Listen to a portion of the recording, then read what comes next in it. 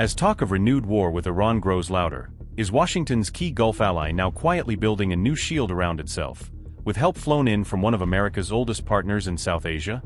While the world watches ceasefire talks stall, has Pakistan quietly sent war jets and ground troops into Saudi Arabia, turning a mediation player into Riyadh's frontline backup? With JF-17 fighters, armed drones and HQ-9 air defense batteries arriving, is Pakistan now arming Riyadh to the teeth just as U.S. Iran tensions spill closer to Saudi airspace? And if 8,000 Pakistani troops are already on Saudi soil with tens of thousands more on call, is Riyadh quietly readying a shadow army to lean on if Iran's war flares up again? Amid rising tensions over the Iran war, Pakistan has quietly deployed both troops and combat aircraft to Saudi Arabia, deepening a long-standing but often discreet security partnership. Reports say around 8,000 Pakistani troops have been sent under a confidential defense agreement, giving Riyadh a sizable foreign contingent to plug gaps in its own manpower. The deployment goes beyond infantry, with a full squadron of fighter jets and associated air defense assets reportedly added to Saudi Arabia's order of battle. Security sources have indicated that roughly 16 JF-17 fighter jets were flown in from Pakistan to Saudi bases in early April, boosting quick-reaction air power over the kingdom. Two separate security officials also said that Pakistan dispatched 2 full squadrons of drones, adding persistent surveillance and strike options to the mix. The package reportedly includes a Chinese-made HQ-9 air defense system, manned by Pakistani crews, giving Riyadh another layer of protection against missiles and hostile aircraft.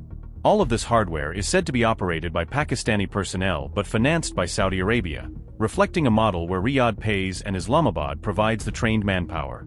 Interestingly, Islamabad approved this deployment at the same time it was trying to mediate between Washington and Tehran, balancing a diplomatic role with a very concrete military commitment.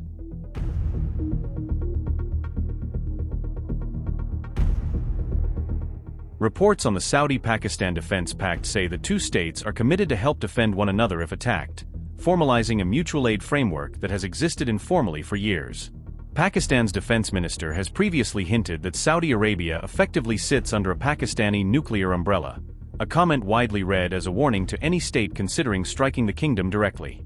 One government source has suggested the agreement could allow as many as 80,000 Pakistani troops to be stationed in Saudi Arabia if required, far beyond the already deployed force.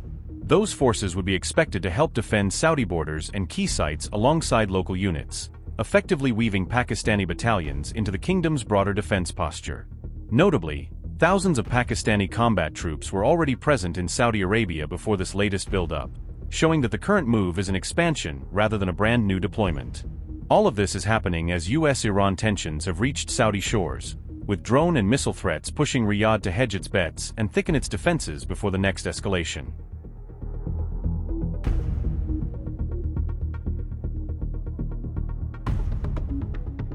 Saudi Arabia announced that 3 drones were intercepted after entering its airspace from Iraq, highlighting ongoing cross-border security concerns. The drones were detected on the morning of May 17th and were neutralized shortly after they crossed into Saudi airspace, according to official statements. The kingdom's Ministry of Defense Saudi Arabia said it reserves the right to respond at a time and place of its choosing to such incidents. The ministry described the drone activity as a direct threat targeting the kingdom's sovereignty as well as its broader national security interests. This development comes weeks after Saudi Arabia summoned Iraq's ambassador over similar concerns related to drone activity and cross-border security issues. On April 12, Saudi authorities formally protested against drone attacks that Riyadh said had originated from Iraqi territory. Iraq continues to remain affected by wider regional tensions involving the United States, Israel, and Iran. In recent months, attacks have targeted both US-linked facilities and Iran-backed armed groups operating across different parts of Iraq. Iran-aligned militias in Iraq have previously claimed responsibility for attacks on what they described as enemy bases across the region.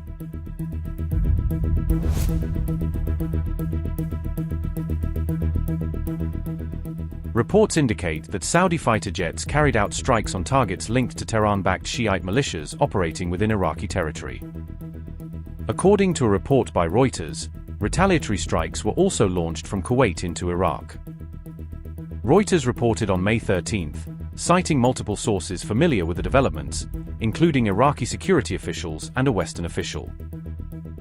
According to Reuters, the report cited 3 Iraqi security and military officials, along with 1 Western official, as sources familiar with the developments. A Western official cited in the report said that some of the strikes are believed to have taken place around April 7th. One set of strikes reportedly targeted militia positions in southern Iraq during April, as per the same report. These strikes resulted in casualties among fighters and led to the destruction of a facility used by Kataib Hezbollah. The targeted sites were reportedly locations from which drone and missile attacks had been launched towards Saudi Arabia.